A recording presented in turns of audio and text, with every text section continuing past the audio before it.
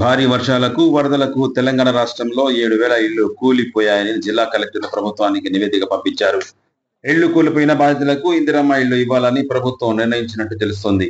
ఇందిరమ్మ ఇళ్ల కింద ఇంటి స్థలం ఉన్న వారికి 5 లక్షలు, స్థలం లేని వారికి స్థలంతో పాటు 5 లక్షలు ఇస్తామని ఎన్నికల ముందు రేవంత్ రెడ్డి కాంగ్రెస్ పార్టీ ప్రకటించిన విషయం తెలిసిందే.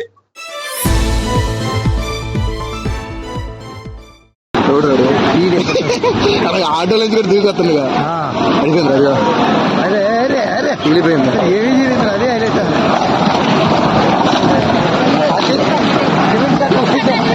మరి సిమెంట్ కట్టలు ఉన్నాయి కదా.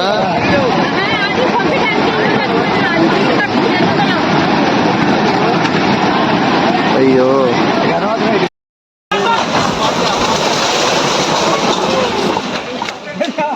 లైవ్ వీడియో వచ్చిందా?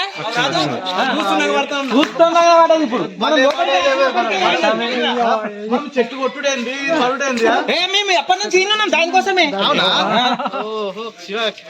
అది కూడా కులుతా మీది.